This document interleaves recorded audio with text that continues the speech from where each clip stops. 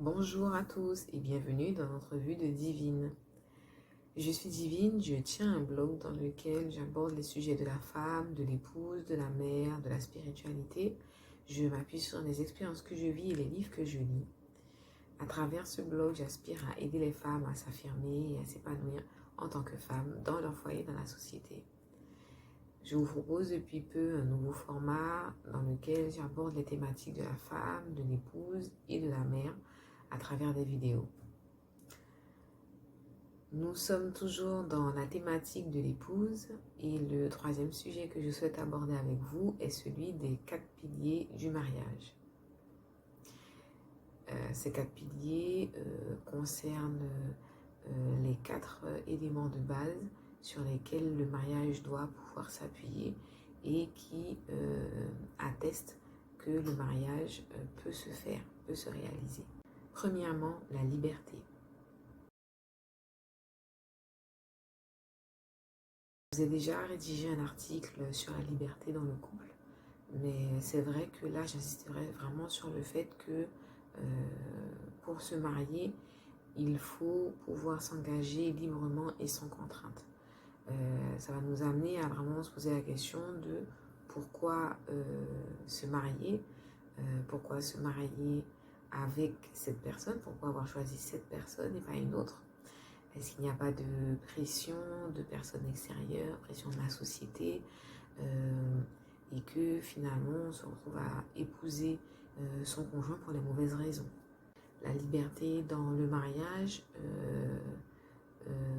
revient à parler de communauté de vie et non de fusion passionnelle. L'idée c'est vraiment que chacun soit lui-même dans le foyer.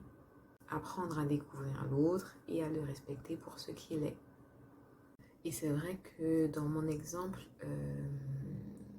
j'ai accordé une importance particulière au fait de me sentir libre d'être moi-même dans une relation de couple, quelle qu'elle soit.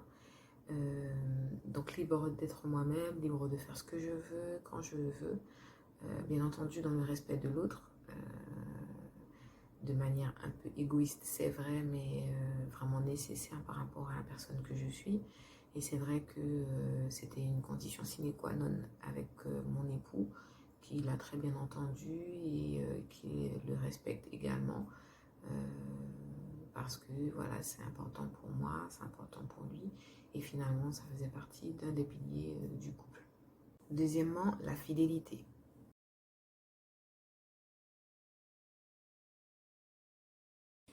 L'idée là de la fidélité, c'est de savoir se faire confiance, d'être en mesure de pouvoir s'engager toute une vie avec une personne.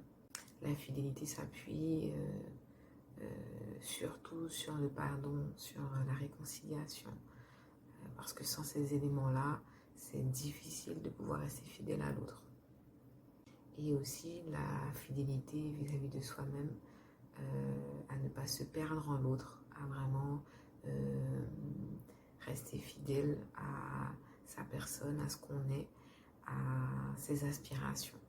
C'est vrai que pour moi, la fidélité avait deux aspects, les deux que je vous ai énumérés juste avant, à savoir la fidélité vis-à-vis de moi-même. C'est important de moi que je ne me perds pas dans le couple.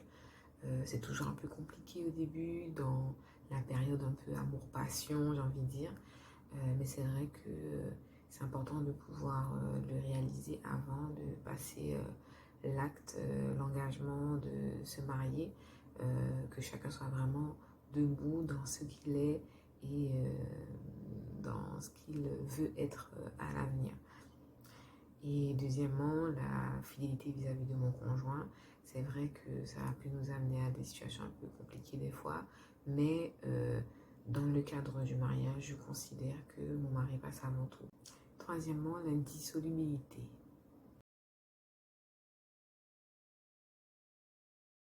Il s'agit vraiment d'apprendre à construire tous les jours une relation qui durera dans le temps. Il s'agit d'apprendre à construire et à enrichir l'amour qu'on se porte l'un et l'autre, qu'on refuse l'immobilisme, le fait de considérer qu'aujourd'hui on s'aime, c'est tout et c'est comme ça. Non, on doit grandir ensemble, on doit apprendre à se construire ensemble. Il s'agit véritablement d'un lien sacré, d'une alliance aux yeux de Dieu et devant les hommes.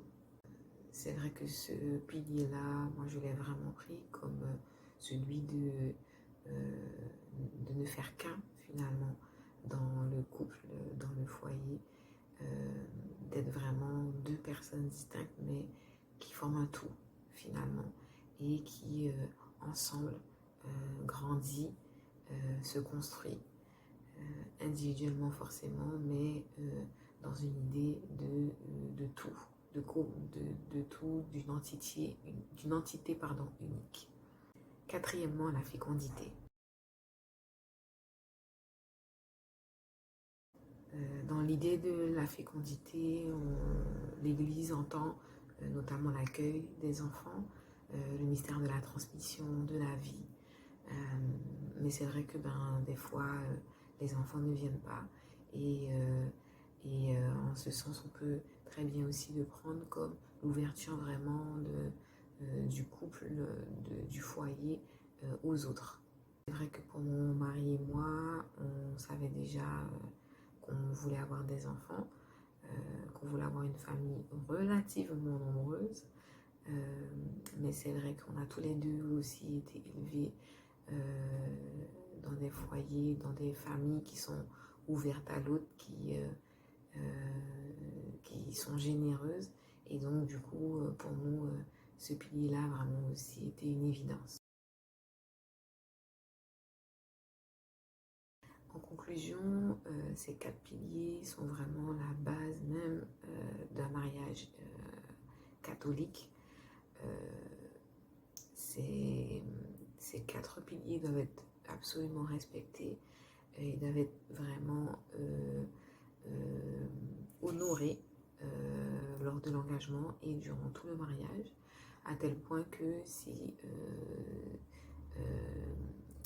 ils n'étaient pas respectés lors de l'engagement et qu'ils ne sont toujours pas respectés pendant le mariage peut être considéré comme étant nul. Voilà, c'est tout ce que j'avais à vous partager dans cette vidéo. Si vous l'avez appréciée, n'hésitez pas à liker, à commenter et à la partager. Je vous donne rendez-vous la semaine prochaine pour une nouvelle vidéo. À très vite. Bye bye.